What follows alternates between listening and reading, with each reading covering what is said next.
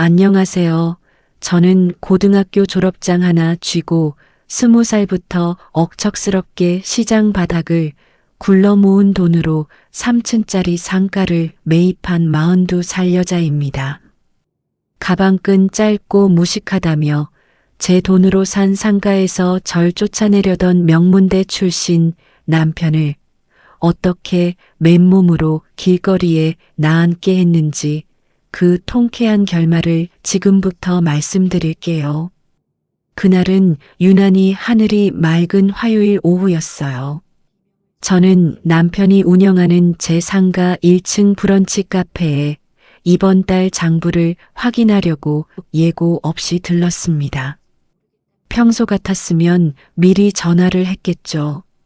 근데 그달은 남편이 수익금 정산을 2달째 미루고 있었거든요. 아무리 기다려도 통장에 찍히는 게 없으니 직접 가서 확인하는 수밖에 없었어요. 카페 유리문을 밀고 들어서는 순간 갓 볶은 원두 냄새가 코끝을 스쳤습니다.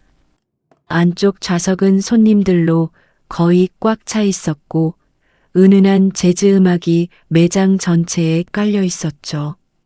제가 돈을 들여 프랑스풍으로 꾸며준 인테리어는 여전히 고급스러웠습니다. 근데 제 눈에 가장 먼저 들어온 건 인테리어가 아니었어요. 카운터 안쪽에서 남편이 처음 보는 젊은 여자 직원과 바짝 붙어 서서 커피를 내리고 있었습니다. 여자는 22세쯤 돼 보였고 단정한 앞치마를 두르고 남편 옆에 딱 붙어 있었어요. 남편이 뭔가를 설명하면 여자가 고개를 끄덕이며 웃고 여자가 말하면 남편이 소리 내어 웃고 둘 사이에 낀 공기가 묘하게 달콤해 보여서 속이 찜찜했습니다. 저는 일단 표정을 가다듬고 계산대 쪽으로 다가갔어요. 이번 달 매출 장부 좀 보자. 수익금도 정산해야 하고 일부러 목소리를 낮췄습니다. 손님들이 많았으니까요. 남편의 반응은 제가 예상한 것과 완전히 달랐습니다. 남편이 고개를 돌려 저를 보더니 대뜸 인상을 확 구기며 카페 안이 쩌렁쩌렁 울릴 정도로 큰 소리를 질렀어요. 아니, 갑자기 왜 와서 난리야? 지금 손님들 보이지도 않아? 포터필터를 탁 내려놓는 소리가 매장 안에 울렸습니다. 저는 당황했지만 물러서지 않았어요. 제 건물이고 제 돈으로 세팅해준 카페잖아요. 장부를 확인하는 게 당연한 건데 왜 소리를 지르는 건지 이해가 안 됐습니다. 손님 앞이니까 조용히 하자. 장부만 확인하면 바로 갈게. 저는 다시 한번 차분하게 말했어요. 그 순간 남편의 얼굴이 시뻘겋게 달아올랐습니다. 남편이 계산대 위에 놓여있던 행주를 와락 집어들더니 바닥에 내동댕이 쳤어요. 축축한 행주가 타일 바닥에 찰싹 부딪히는 소리에 근처 테이블 손님 2명이 고개를 돌렸습니다. 야, 정윤이. 여기가 어딘 줄 알아? 명색이 프렌치 브런치 카페라고. 시장 바닥에서 입던 그 촌스러운 꼴로 와서 물 좀 흐리지 마. 남편은 위에서 아래로 제 옷차림을 훑으며 코웃음을 쳤습니다. 남편 말대로 저는 그날 시장에서 입던 편한 옷차림 그대로였어요. 화장기 없는 얼굴에 구김간 면바지에 발이 편한 운동화. 남편 눈에는 그게 그렇게 창피했나 봅니다. 대학 문턱에도 못 가본 게 티가 확 나. 무식한 잡상인이 와서 분위기를 다 깨놓고 있어. 남편이 손님들이 다 듣게 또박또박 말했습니다. 제 귀에서 윙하고 소리가 났어요. 얼굴이 벌겋게 달아오르는 게 느껴졌습니다. 그때 옆에 서 있던 그 젊은 여직원이 입을 열었습니다. 사장님, 배운 사람답게 참으세요. 여직원은 팔짱을 낀 채 제 위아래를 천천히 훑어보며 그렇게 말했어요. 교양 있는 척, 달래는 척 하면서도 입꼬리가 미묘하게 올라가 있었습니다. 그 묘한 비웃음이 제 가슴에 못처럼 박혔어요. 남편은 그 말에 기세가 더 올랐는지 어깨를 쫙 펴더니 제 팔목을 와락 잡아 끌었습니다. 나가. 당장 나가라고. 남편의 소나기에 잡힌 팔목이 뜨겁게 아팠어요. 뼈가 으스러지는 것 같은 통증에 저도 모르게 인상을 찌푸렸습니다. 주변 테이블에 손님 서너 명이 수군거리기 시작했어요. 그 시선들이 전부 저한테 쏠리는 게 느껴졌습니다. 무식한 아줌마가 고급 카페에 와서 행패를 부린다. 아마 그렇게 보였겠죠. 저는 더 이상 말을 잇지 못했어요. 입술을 꽉 깨물었는데도 턱이 덜덜 떨렸습니다. 분한 건지 창피한 건지 감정이 뒤엉켜서 머리가 하얘졌어요. 남편은 그 거센 힘 그대로 저를 카페 입구 쪽으로 밀어냈습니다. 제 피땀으로 산 건물인데 제가 쫓겨나고 있었어요. 밀려나는 등 뒤로 자동문이 스르륵 닫혔습니다. 닫힌 유리문 너머로 안쪽이 훤히 보였습니다. 남편은 아무 일도 없었다는 듯 다시 여직원 옆으로 돌아갔어요. 둘이서 뭔가 외국어를 섞어가며 시시덕거리는 게 보였습니다. 남편이 여직원에게 뭐라 말하자 여직원이 손으로 입을 가리고 킥킥 웃었어요. 유리문 하나 사이에 두고 저만 바깥에 혼자 서 있었습니다. 손끝이 서늘해졌어요. 평소에도 남편은 툭하면 제 학력을 들먹이며 무시했습니다. 대학도 안 나온 주제에 경영을 뭘 안다고 그런 말을 귀에 딱지가 않도록 들어왔죠. 속으로 사귀고 또 사귀며 살았어요. 근데 이건 차원이 달랐습니다. 손님들이 가득한 공개된 장소에서 자기보다 20살은 어린 여직원 앞에서 대놓고 저를 촌부 취급하며 내쫓은 건 처음이었거든요. 여직원의 그 눈빛이 자꾸 떠올랐어요. 저를 위아래로 훑으며 흘리던 그 비웃음. 남편이 저를 모욕하는 걸 말리기는커녕 즐기고 있었습니다. 그리고 남편의 비정상적인 기세. 제 앞에서 저렇게까지 으스대려면 뭔가 믿는 구석이 있는 거예요.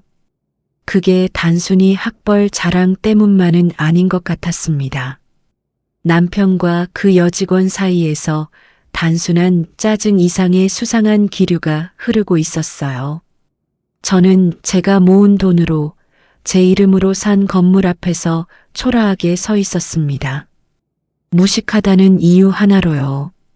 4월의 따스한 햇살이 등을 비추고 있었지만 온몸이 한겨울처럼 차가웠어요. 이 비정상적인 상황의 진짜 원인을 반드시 알아내겠다고 이를 악물었습니다. 저는 건물을 등지고 천천히 발길을 돌렸어요. 그날 밤 저는 잠을 한숨도 자지 못했어요.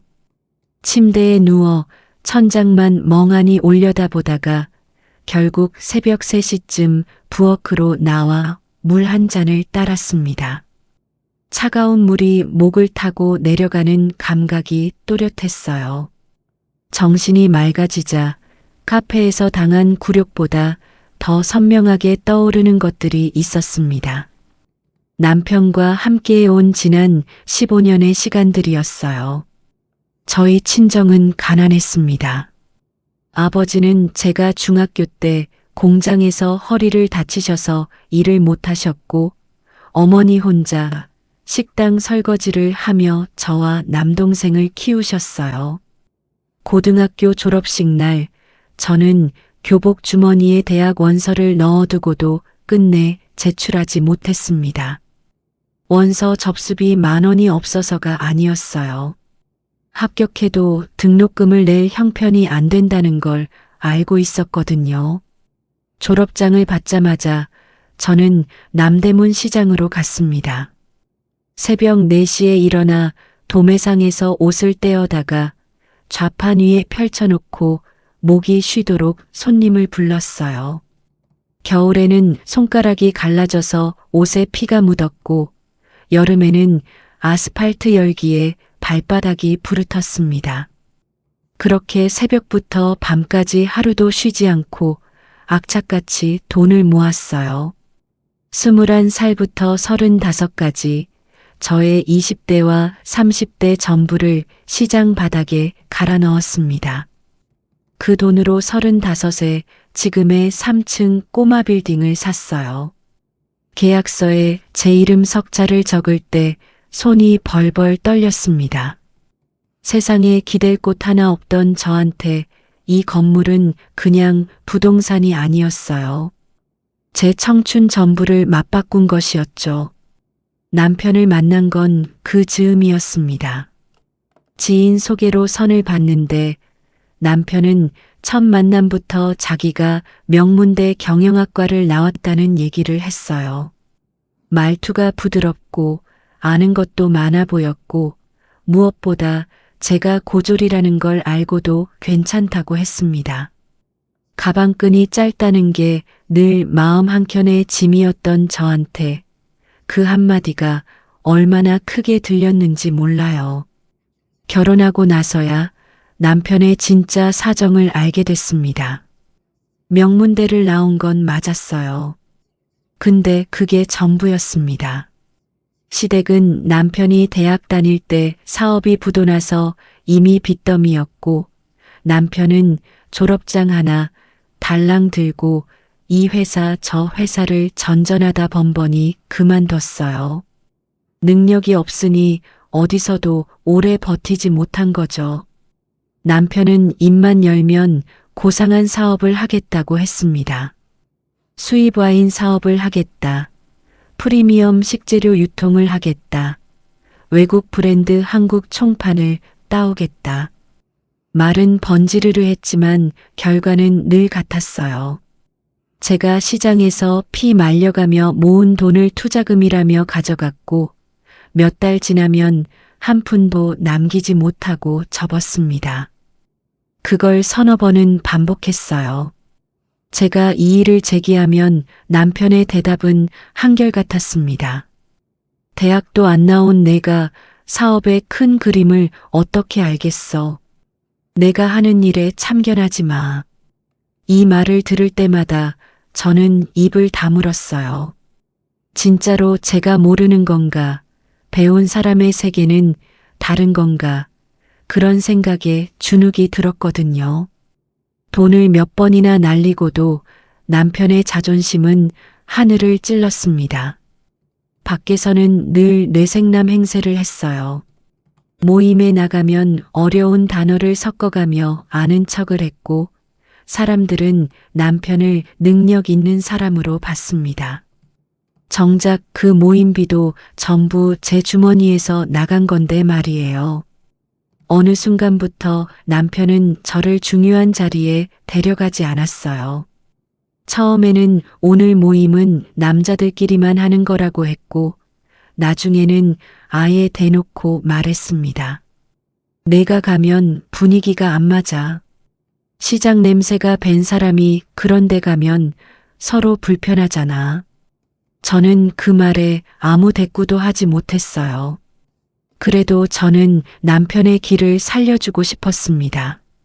매번 사업에 실패하고 풀이 죽어 들어오는 남편을 보면 마음이 약해졌거든요. 그래서 제 상가 1층 노른자위 자리를 통째로 남편에게 내어줬습니다. 인테리어도 제가 돈을 댔어요. 남편이 원하는 대로 프랑스풍 분위기의 수입 가구를 들이고 이탈리아산 커피 머신을 놓고 고급 브런치 카페를 차렸습니다. 남편한테 마지막으로 기회를 주고 싶었어요. 이번에는 제대로 해보라고 남편이 꿈꾸던 고상한 사업을 할 수 있게 판을 깔아준 거죠. 카페가 문을 열자마자 남편은 완전히 달라졌습니다.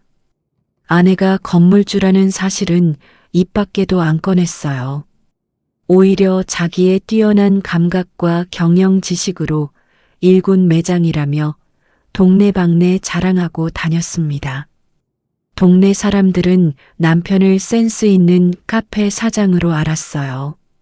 제가 그 건물을 사고 인테리어비를 대고 초기 운영 자금까지 전부 댄 건 아무도 몰랐습니다. 카페 매출은 나쁘지 않았어요. 자리가 워낙 좋으니까요. 근데 남편은 수익금을 제대로 정산해 준 적이 거의 없었습니다. 물어보면 세금이 얼마고 인건비가 얼마고 재료비가 얼마라며 복잡한 숫자를 늘어놓으면서 남는 게 없다고 했어요.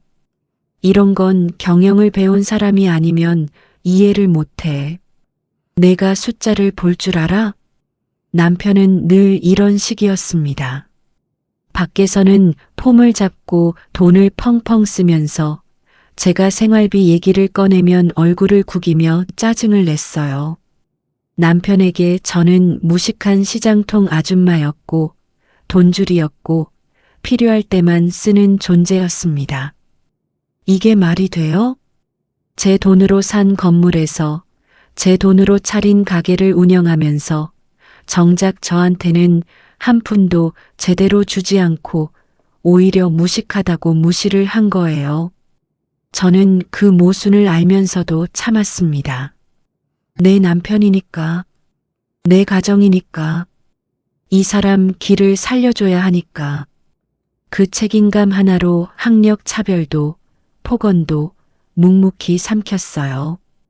부엌 식탁에 앉아 차가워진 물컵을 내려다보며 저는 그 미련한 과거가 사무치게 후회스러웠습니다. 낮에 카페에서 남편이 질러댄 고함 소리가 아직도 귀에 맴돌았어요. 무식한 잡상인이라던 그 목소리, 그 옆에서 팔짱 끼고 비웃던 젊은 여자의 얼굴. 15년을 바쳤는데 돌아온 건 유리문 밖으로 밀려난 등짝의 통증뿐이었습니다. 새벽 공기가 차갑게 피부에 닿았어요. 시계 초침 소리만 또각또각 울리는 고요한 부엌에서 저는 물컵을 꽉 움켜쥔 채 가만히 앉아 있었습니다. 카페에서 쫓겨난 그 화요일 이후 상황은 제가 생각한 것보다 훨씬 빠르게 나빠졌습니다. 남편은 그 젊은 여직원을 매니저로 승진시켰어요. 채용된 지 2달도 안 된 23살짜리 알바생이 하루아침에 매니저가 된 거죠. 제가 이유를 물으니 남편은 콧방귀를 뀌며 대답했습니다. 걔는 명문대 재학 중이거든. 머리가 비상해. 나랑 지적인 대화가 통하는 사람이 옆에 있어야 가게가 돌아가지. 그러고는 저를 위아래로 훑어보며 덧붙였어요. 너한테는 평생 못 느끼는 거야, 그게. 그때부터 남편은 완전히 달라졌습니다. 아니, 달라진 게 아니라 원래 모습을 거리낌 없이 드러내기 시작한 거였어요. 가장 먼저 생활비가 끊겼습니다. 원래도 넉넉하게 준 적은 없었지만 그래도 매달 통장에 얼마가는 넣어줬거든요. 근데 여직원이 매니저가 되고 나서는 한 푼도 들어오지 않았어요. 저는 남편한테 전화를 걸어 이번 달 생활비를 달라고 했습니다. 세금 내고 인건비 주고 재료비 빠지면 남는 게 없어. 이런 복잡한 경제 개념을 내가 어떻게 알겠냐. 대학에서 배우는 건데. 남편은 전화기 너머로 한숨을 푹 내쉬며 그렇게 말했어요. 마치 유치원생한테 설명하듯 지치고 귀찮다는 투였습니다. 남는 게 없다고요. 근데 남편의 카드 명세서에는 매일같이 고급 레스토랑 결제 내역이 찍혔습니다. 1인분이 아니라 2인분씩이요. 와인바, 오마카세, 호텔 다이닝. 제 앞에서는 남는 돈이 없다고 하면서 누군가와는 한 끼에 수십만 원짜리 밥을 먹고 있었어요. 누구랑 갔는지는 굳이 물어보지 않아도 뻔했습니다. 남편이 집에 들어오지 않는 날이 점점 잦아졌어요. 처음에는 일주일에 하루 이틀이었는데 어느새 사흘, 나흘로 늘었습니다. 이유는 매번 같았어요. 비즈니스 영어 스터디 때문에 늦어. 남편은 카페 문을 닫고 나서도 그 여직원과 둘이서 영어 공부를 한다고 했습니다. 밤 11시, 12시까지요. 새벽 1시가 넘어서 들어오는 날도 있었고 아예 안 들어오는 날도 있었어요. 저는 참다 한 번은 따져 물었습니다. 요즘 외박이 너무 잦아. 그리고 카드 내역 보면 맨날 2인분씩 결제해 놓고 나한테는 남는 돈이 없다고 하면 내가 가보냐? 남편의 눈이 순간 매서워졌어요. 무식하면 의심만 많아지더라, 진짜. 남편이 거실 탁자 위에 있던 리모컨을 와락 집어들더니 벽을 향해 내던졌습니다. 리모컨이 벽에 부딪혀 배터리가 튕겨져 나오며 바닥을 굴렀어요. 쿵 하는 둔탁한 소리에 제 어깨가 움찔했습니다. 내가 누구 만나든 뭘 하든 내가 상관할 일이 아니야. 내 수준에 맞는 걱정이나 해. 남편은 이를 악물고 그렇게 내뱉더니 안방으로 들어가 문을 쾅 닫았어요. 저도 가만히 당하고만 있지는 않았습니다. 카페에 직접 가서 장부를 확인하기로 했어요. 영업시간이 끝난 저녁 상가 1층으로 내려갔습니다. 제 건물이니까 당연히 들어갈 수 있다고 생각했죠. 근데 출입구에 비밀번호가 바뀌어 있었습니다. 제가 알던 4자리 숫자를 눌렀는데 삐하는 오류음만 반복됐어요. 2번, 3번 눌러봐도 마찬가지였습니다. 저는 바로 남편한테 전화를 걸었어요. 카페 비밀번호 왜 바꿔놓은 거야? 당장 문 열어.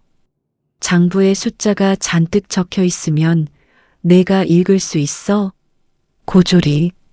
남편은 비웃음 섞인 목소리로 그렇게 말하고 전화를 끊어버렸습니다. 제 돈으로 산 건물인데 제가 문을 못 열어요. 제 이름이 등기부등본에 찍혀 있는 건물인데 남편이 비밀번호를 바꿔서 저를 막아버린 겁니다. 대학 간판 하나 없다고요. 그 어처구니 없는 상황 앞에서 저는 잠긴 유리문에 이마를 대고 한참을 서 있었어요. 유리 너머로 텅 빈 카페 안이 보였습니다. 제가 돈을 들여들인 가구들, 조명들, 커피 머신, 전부 제 돈인데 저만 바깥에 있었어요. 그 무렵부터 남편은 집에서도 완전히 선을 넘기 시작했습니다. 저를 하녀처럼 부렸어요. 밥 차려, 셔츠 다려, 구두 닦아. 그러면서 정작 자기는 안방 문을 잠그고 밤마다 화상 통화를 했습니다. 노트북 화면 너머로 여직원의 목소리가 새어나왔어요. 영어 원서 스터디를 빙자한 건 뻔히 알겠는데 둘이 나누는 말투가 공부하는 사람들의 대화가 아니었거든요. 남편이 나지막한 목소리로 웃으며 뭔가를 속삭이면 화면 너머에서 여자의 깔깔거리는 웃음소리가 문틈 사이로 흘러나왔습니다. 저는 거실 소파에 앉아 그 소리를 들으며 손톱이 살 속에 파고들도록 주먹을 쥐었어요. 그리고 소문이 돌기 시작했습니다. 상가 2층에서 미용실을 하는 사장님이 어느 날 제게 조심스럽게 말을 꺼냈어요. 윤희 씨, 이런 말 해도 되나 모르겠는데 요즘 동네에서 1층 카페 사장이랑 그 젊은 매니저가 보통 사이가 아니라는 말이 많이 돌아. 미용실 사장님은 제 눈치를 보며 말을 이었습니다. 단골 손님들도 다 알아. 둘이 영업시간에도 카운터에서 붙어 다니고 가게 닫고 나서도 매일 같이 다니더라고. 알고 있었어요.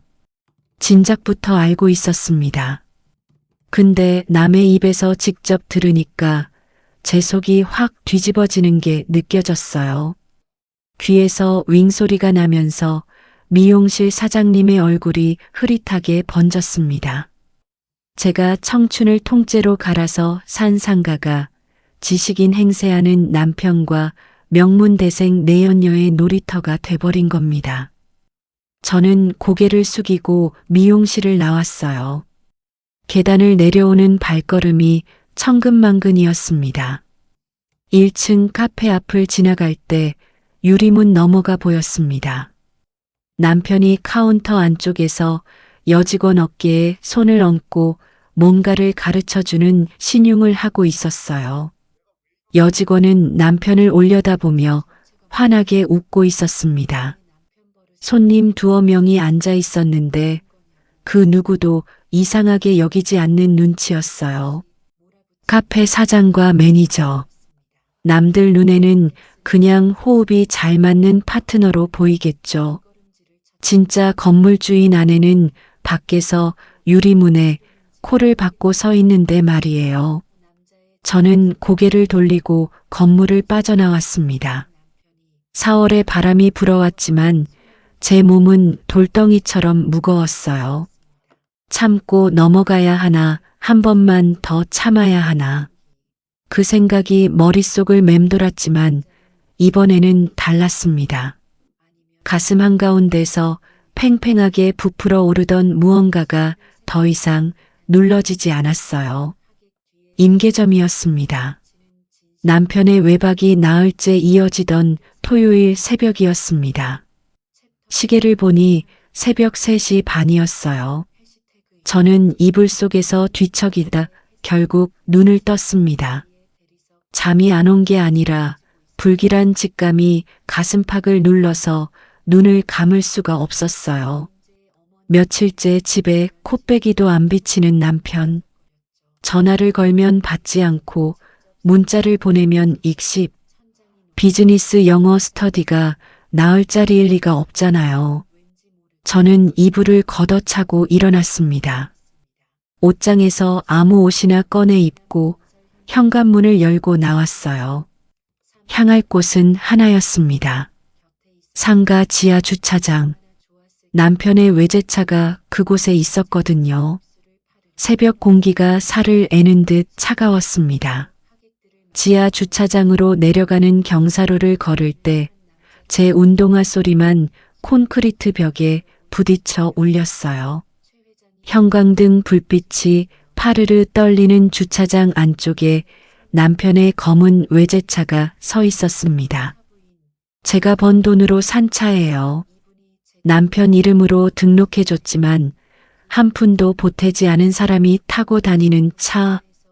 저는 패딩 주머니 안쪽을 더듬었습니다. 예비키가 손끝에 닿았어요. 만약을 대비해서 보관하던 여분의 차 열쇠였죠. 삐하는 짧은 소리와 함께 차 문이 열렸습니다. 운전석에 앉으니 남편의 향수 냄새가 코를 찔렀어요. 그 사이에 묘하게 달콤한 다른 향이 섞여 있었습니다. 제가 모르는 냄새였어요. 여자 향수 냄새라는 걸 본능적으로 알아챘습니다. 저는 손을 뻗어 룸미러 뒤쪽에 달린 블랙박스를 만졌어요. 손가락이 미세하게 떨렸지만 동작은 정확했습니다. 메모리 카드를 빼내어 주머니에 넣고 차 문을 닫고 다시 집으로 올라왔어요. 부엌 식탁에 노트북을 펴고 메모리 카드를 꽂았습니다. 파일이 수백 개였어요.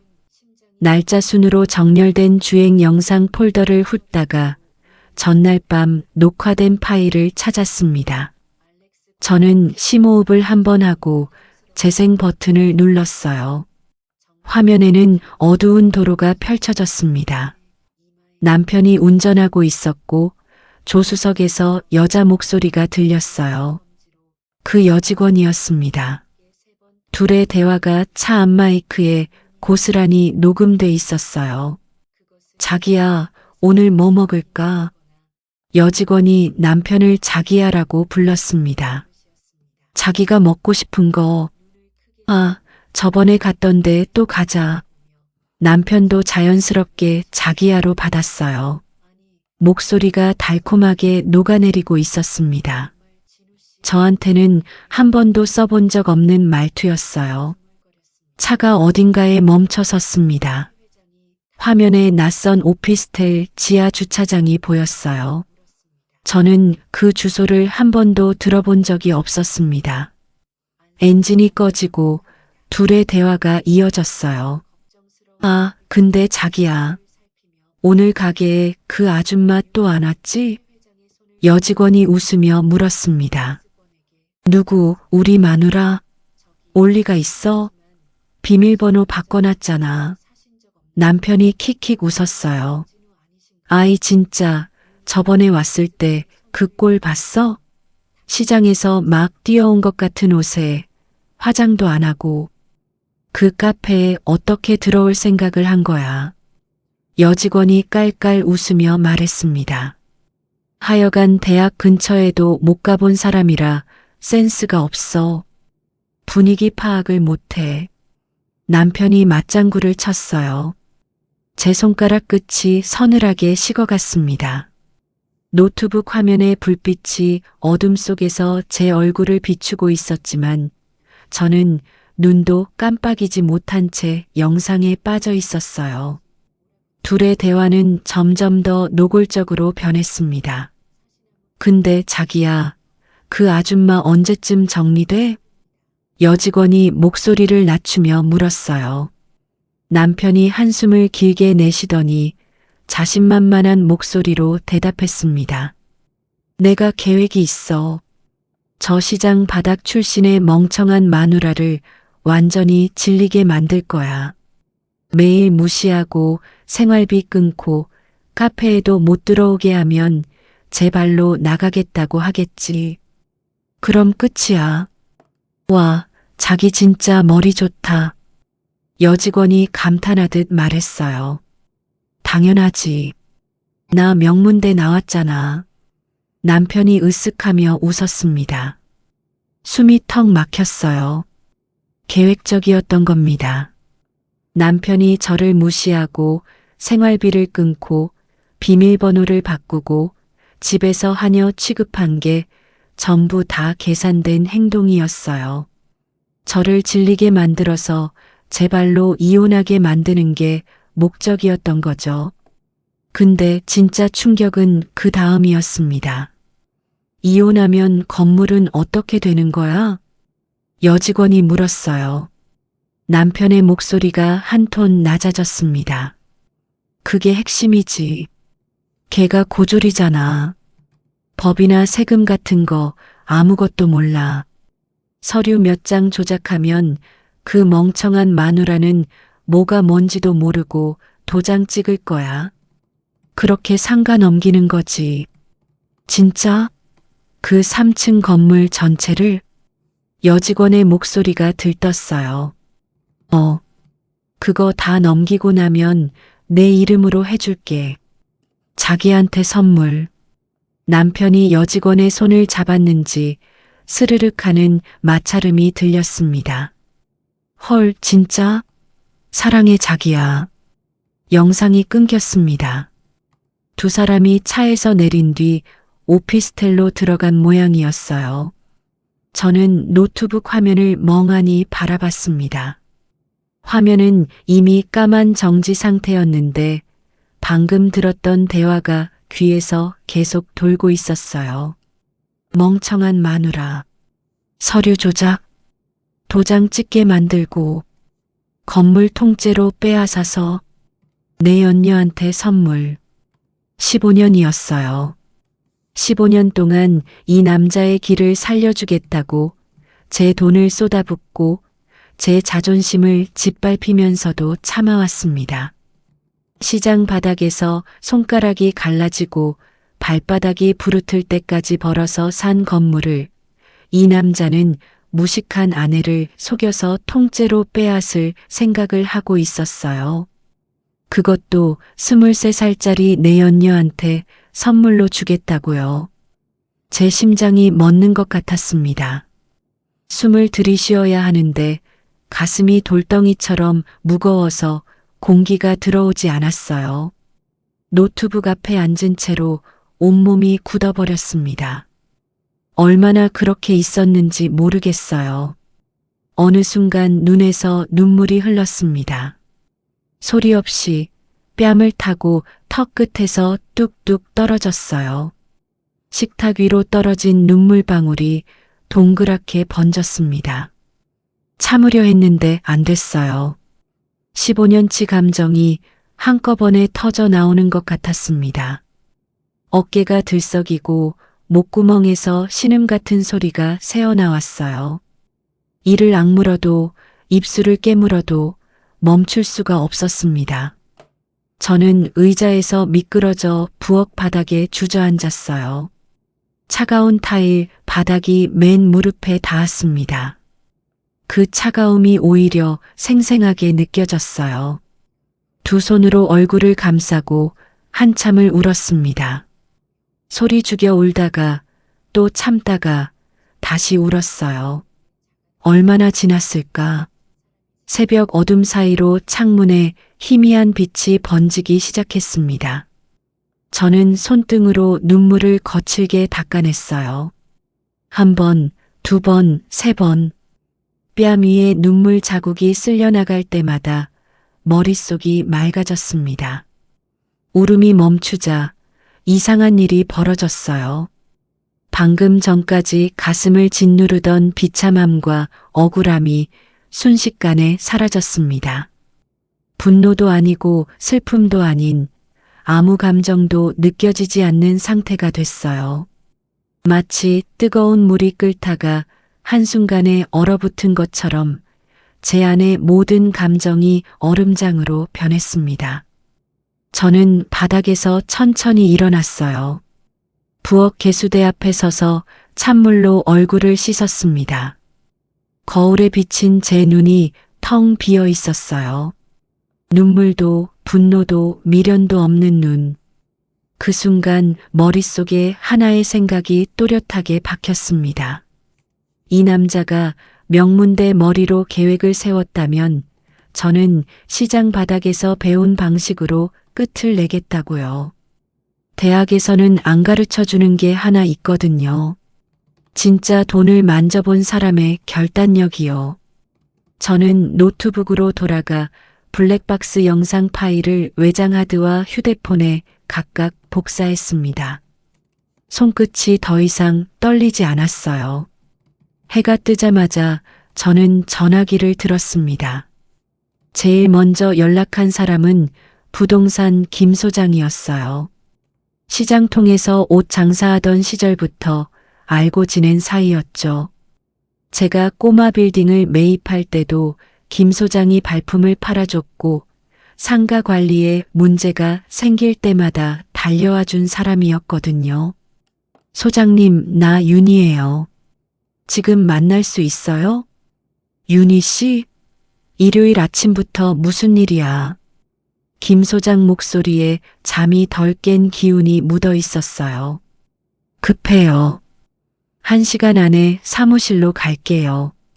김 소장 사무실에 도착한 건 아침 8시였습니다. 김 소장이 종이컵에 커피를 타서 내밀었어요. 저는 커피를 한 모금도 마시지 않고 바로 본론을 꺼냈습니다. 소장님, 우리 상가 내놓을 거예요. 김 소장이 커피잔을 든 채 멈칫했습니다. 상가를? 갑자기 왜? 이유는 나중에 말할게요. 지금은 시간이 없어요. 저는 김 소장의 눈을 똑바로 보며 말했어요. 시세보다 3억 싸게 내놓을 거예요. 초급매로요. 뭐? 3억이나 깎아서? 김 소장이 눈이 휘둥그레졌습니다. 소장님, 제가 부탁하는 거 하나만 들어줘요. 내 전화 한 통 받자마자 그 자리에서 바로 잔금을 쏠 수 있는 사람을 찾아줘요. 현금으로요. 전액? 그런 사람이 아무나 되겠어? 수십억을 당일에 현금으로 치는 사람이. 아무나 안 돼도 소장님은 알잖아요. 김 소장이 커피잔을 내려놓고 저를 한참 들여다봤습니다. 제 얼굴에서 뭔가를 읽었는지 더 이상 이유를 묻지 않았어요. 시장통에서 같이 굴러온 사람이니까 제 눈빛만 봐도 얼마나 절박한지 아는 거죠. 알겠어. 한 명 있긴 해. 김 소장이 낮은 목소리로 말했습니다. 근데 윤희 씨, 그 사람은 좀 험해. 과거에 조직에 있었던 사람인데 지금은 부동산 쪽으로 돈을 굴려. 현금은 넘쳐나고 좋은 물건 나오면 당일에 잔금 치는 스타일이야. 됐어요. 그 사람이면 돼요. 저는 단호하게 대답했습니다. 소장님이 연락해서 스탠바이 시켜놔요. 내가 전화 한 통하면 그날 바로 움직일 수 있게. 김 소장이 고개를 끄덕였어요.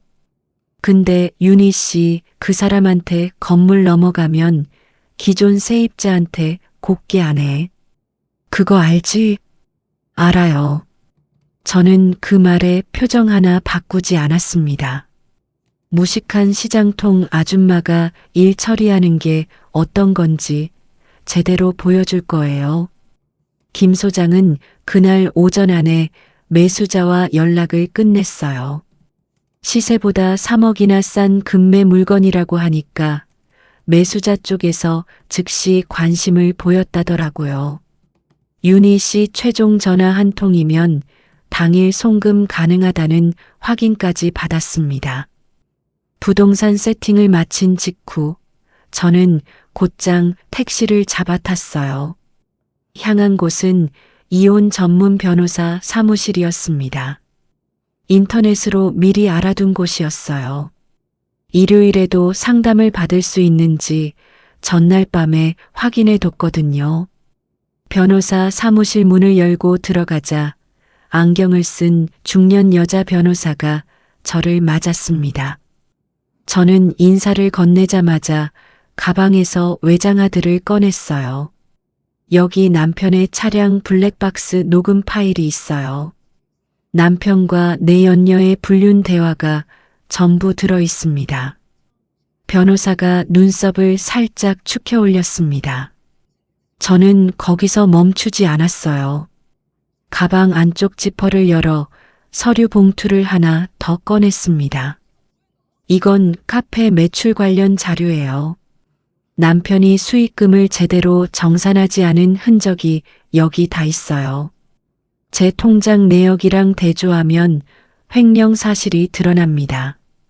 변호사가 서류를 받아들고 한 장씩 넘기기 시작했습니다. 저는 그 앞에 똑바로 앉아서 지난 15년간의 상황을 조목조목 설명했어요.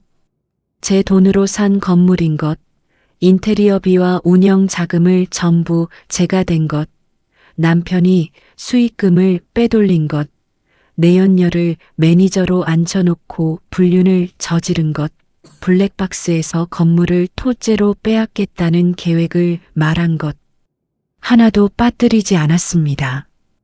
변호사가 블랙박스 파일을 재생해서 듣더니 안경 너머로 저를 바라봤어요. 이 녹음이면 충분합니다. 상간 소송이랑 이혼 위자료 청구 둘 다 강하게 갈 수 있어요. 강하게 가주세요. 최고액으로요. 저는 망설임 없이 대답했습니다. 변호사와의 상담은 2시간 넘게 이어졌어요. 저는 변호사가 알려주는 내용을 하나하나 머릿속에 새겼습니다. 법 용어는 어려웠지만 핵심은 간단했어요. 남편이 손을 쓰기 전에 제가 먼저 모든 걸 막아버리면 되는 거였습니다.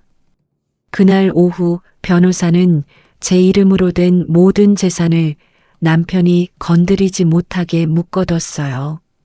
남편 명의로 된 재산도 마찬가지였습니다. 내연녀 이름으로 된 것까지 전부 묶었어요. 똑똑한 척하는 남편이 아무리 머리를 굴려봐야 이미 손 쓸 수 있는 건 아무것도 남아있지 않게 만든 거죠.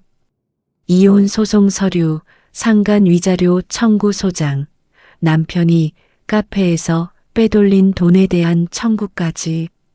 변호사가 서류를 척척 준비하는 동안 저는 가만히 앉아 창밖을 바라봤어요.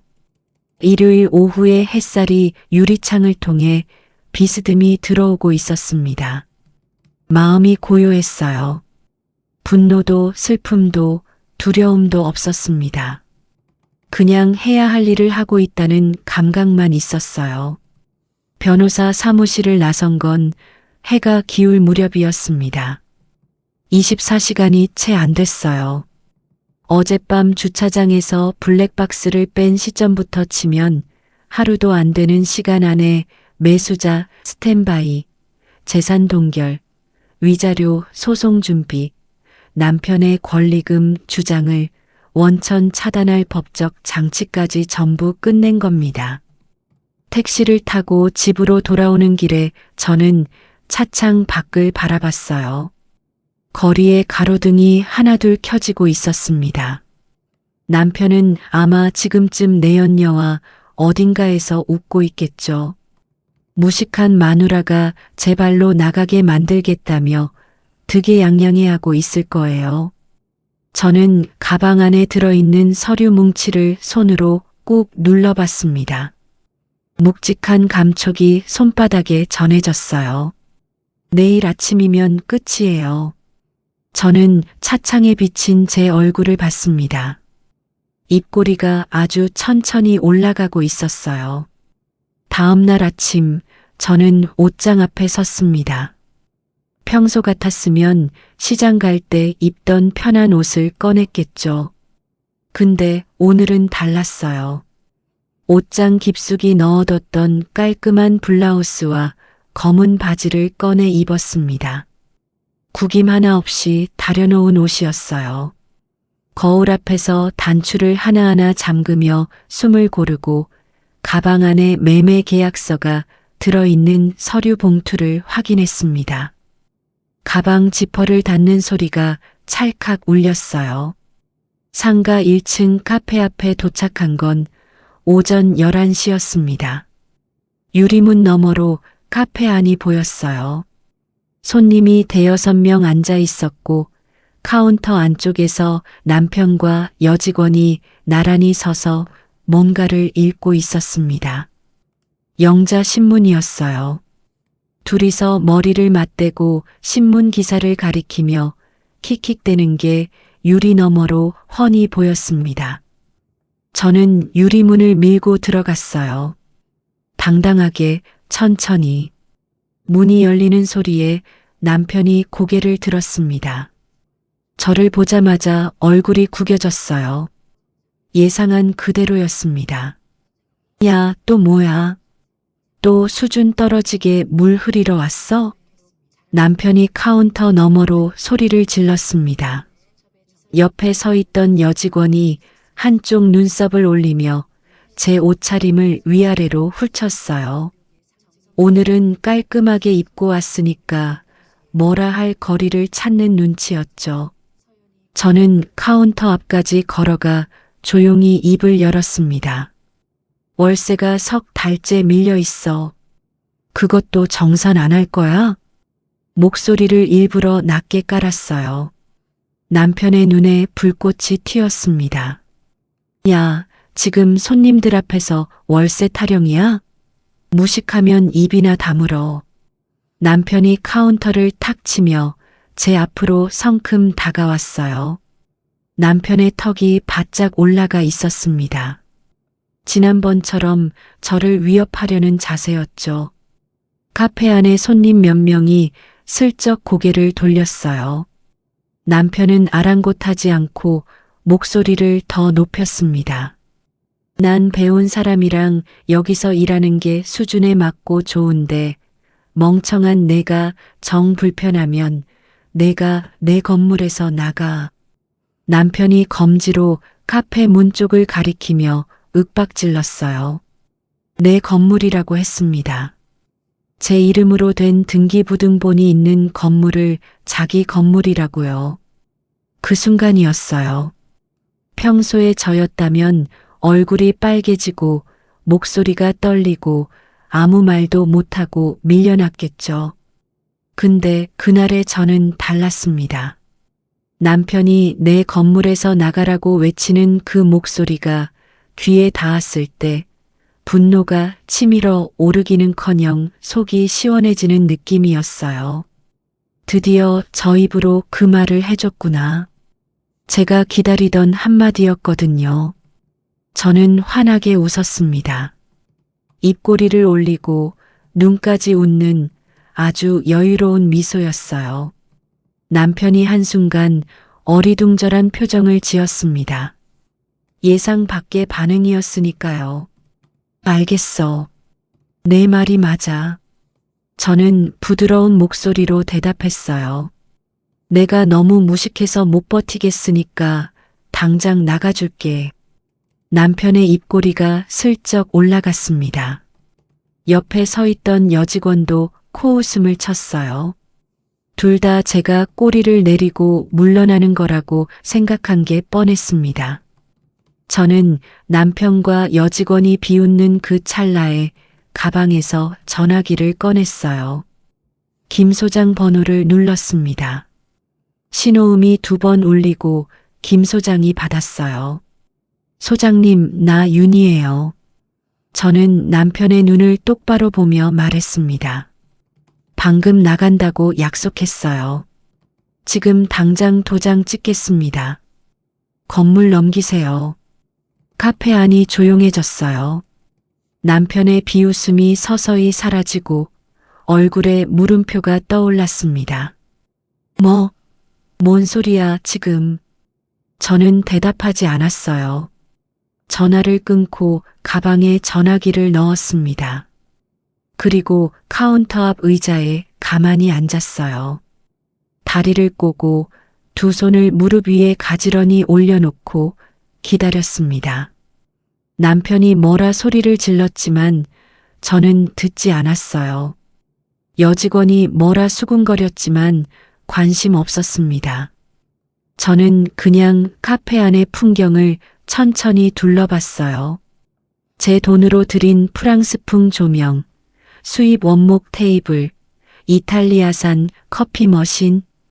마지막으로 한번 보는 거라고 생각하니까 묘하게 담담했습니다.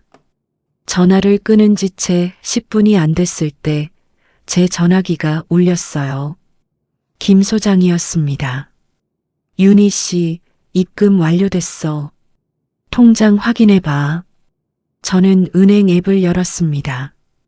잔액란에 찍힌 숫자를 봤어요. 수십억? 매수자 쪽에서 전액 현금으로 잔금을 쏜 겁니다. 상가의 소유권은 그 순간 새 주인에게 넘어갔어요. 저는 전화기 화면을 보며 고개를 천천히 끄덕였습니다. 끝났어요. 그로부터 2시간이 지났을 때 카페 앞에 대형 트럭 2대가 섰습니다. 트럭 문이 열리더니 문신을 한 험상궂은 남자들이 10여 명 우르르 내렸어요.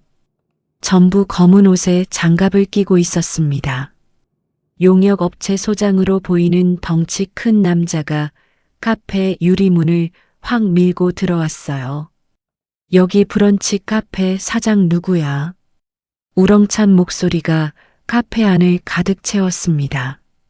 손님들이 일제히 고개를 돌렸어요. 남편이 카운터 뒤에서 눈을 껌뻑이며 앞으로 나왔습니다. 나요. 근데 누구세요? 용역 소장이 서류 뭉치를 남편 코앞에 들이밀었어요. 새 건물주분 데리러 왔습니다. 여기 매매 계약서하고 내용 증명이에요. 이 건물 소유주가 바뀌었고 이전 임대차 계약은 무효입니다. 당장 비워주세요. 남편의 얼굴에서 핏기가 빠져나가는 게 보였습니다. 서류를 받아든 남편의 손이 부들부들 떨리고 있었어요. 무슨 소리야? 나 여기 사장인데. 이 건물은 우리 와이프 명의고 내가 다 관리하는 거라고. 남편이 목소리를 높였지만 평소의 기세등등함은 온데간데 없었습니다. 배운 사람답게 법대로 하자고. 이거 불법이야. 남편이 서류를 흔들며 소리쳤어요. 용역 소장이 코를 한번 훌쩍이더니 남편을 위에서 아래로 훑어봤습니다. 법대로 하는 겁니다. 서류에 다 나와 있어요. 읽어보시고 1시간 안에 비워주세요. 그러고는 뒤를 돌아보며 턱짓을 했어요. 대기하고 있던 용역 직원들이 카페 안으로 우르르 들어왔습니다. 그때부터는 순식간이었어요. 용역 직원들이 카페 안에 테이블을 들어 올리기 시작했습니다. 남편이 수입 가구라며 그렇게 자랑하던 원목 테이블이 두 사람 손에 들려 문 밖으로 나갔어요. 의자가 나가고 진열장이 나가고 액자가 벽에서 떼어졌습니다.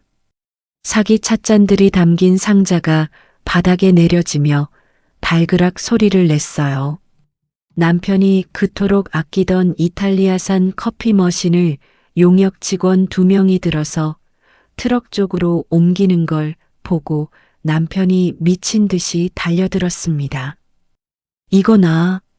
이거 내 거라고.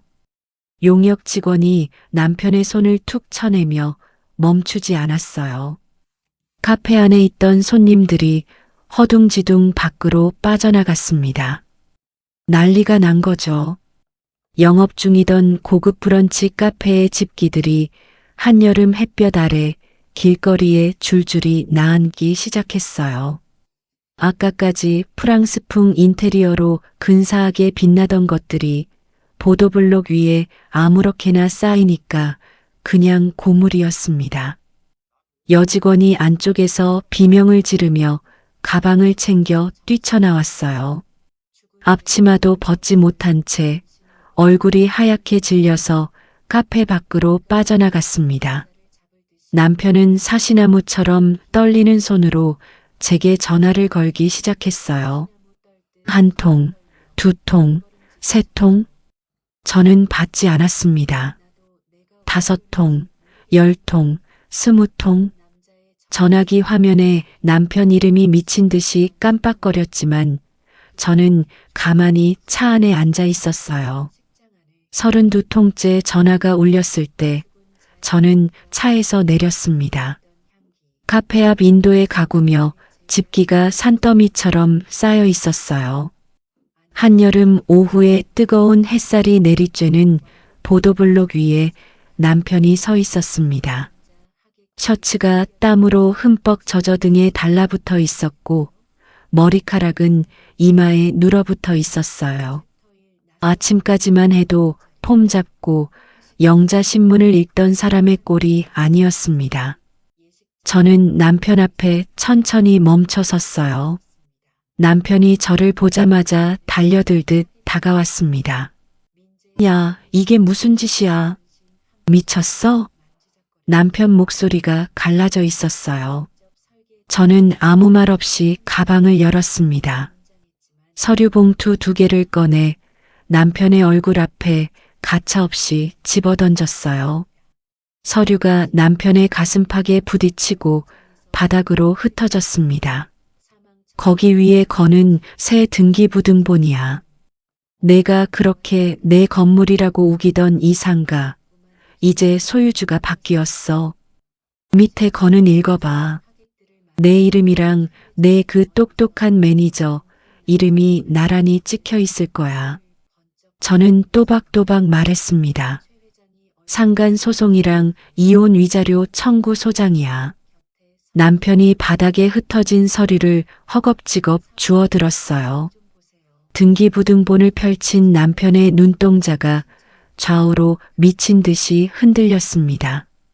소유주란에 찍힌 이름이 자기도 저도 아닌 전혀 모르는 사람이라는 걸 확인한 거죠.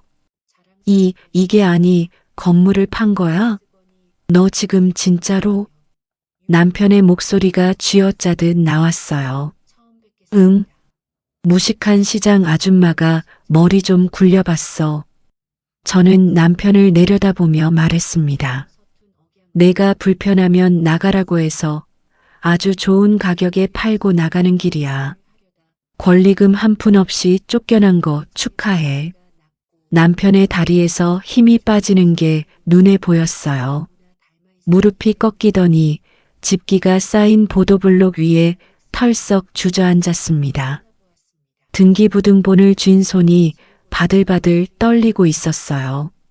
명문대 졸업장으로 세상을 다 가진 듯 으스대던 남자가 햇볕에 달궈진 보도블록 위에 쭈그려 앉아 종이 한 장을 붙들고 벌벌 떠는 모습이 제 눈에 또렷하게 들어왔습니다. 윤희야, 윤희야, 제발. 남편이 저를 올려다봤어요. 취소해.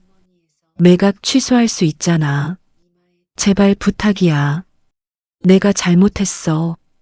내가 잘못했으니까 한 번만 봐줘.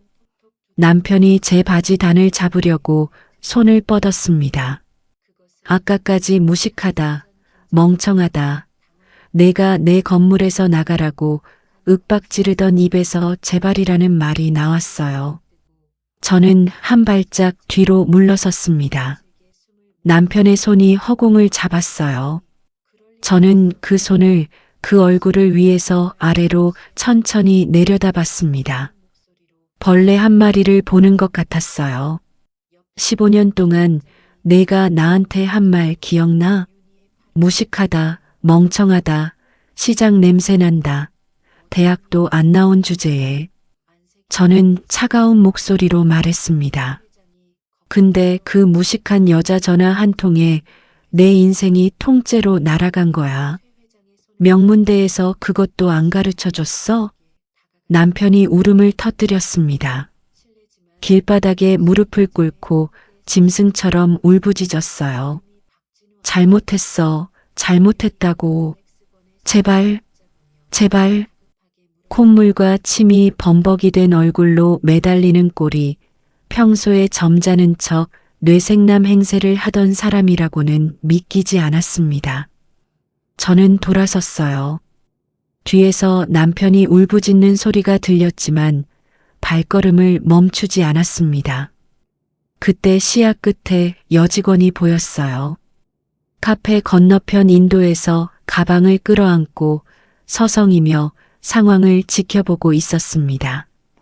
남편이 무릎 꿇고 우는 걸 보고 서류가 바닥에 흩어진 걸 보고 카페 집기가 길거리에 나앉은 걸 봤겠죠.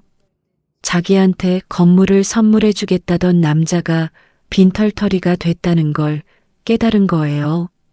남편이 울면서 여직원을 불렀어요. 야, 이리 와. 어디가? 여직원은 한순간 남편과 눈이 마주쳤습니다. 그리고는 몸을 돌려 반대 방향으로 걸어가기 시작했어요.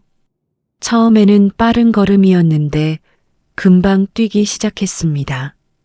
앞치마가 펄럭이며 여직원의 뒷모습이 점점 작아졌어요. 뒤도 돌아보지 않았습니다. 남편이 길바닥에서 여직원의 이름을 목 놓아 불렀어요. 아무 소용 없었습니다. 여직원은 이미 모퉁이를 돌아 사라진 뒤였어요. 카페 집기가 무참히 길거리에 나앉고 내연녀마저 도망가고 길바닥에 주저앉아 울부짖는 남편. 그 모습을 마지막으로 본 순간 남편의 눈이 뒤집히더니 몸이 옆으로 쓰러졌습니다. 입에서 하얀 거품이 비치고 온몸이 축 늘어졌어요. 졸도한 거였습니다. 명문대 출신 뇌생남 카페 사장의 마지막이 한여름 보도블록 위에 나뒹구는 꼴이었어요. 용역 직원 하나가 남편 쪽을 턱으로 가리키며 구급차 불러야 하냐고 물었습니다. 저는 뒤돌아보지 않고 걸었어요. 햇살이 뜨겁게 내리쬐는 거리를 걸으며 저는 깊고 긴 숨을 한번 내쉬었습니다. 가슴속에 15년 동안 쌓여있던 무언가가 빠져나가는 느낌이었어요. 그로부터 6개월이 지났습니다. 남편은, 아니 이제 전 남편이죠. 이혼 도장은 깔끔하게 찍었어요. 법원에서 전 남편의 얼굴을 마지막으로 봤는데 반년 만에 사람이 완전히 달라져 있었습니다. 뇌생남 카페 사장이라며 으스대던 그 말끔한 모습은 흔적도 없었어요. 양복 대신 때가 탄 점퍼를 걸치고 면도도 제대로 안 한 얼굴에 광대뼈가 툭 튀어나와 있었습니다. 카페에서 쫓겨난 뒤로 갈 곳이 없었던 모양이에요. 상간 소송 위자료에 제가 건 재산 청구까지 겹치면서 빚이 눈덩이처럼 불어났다더라고요.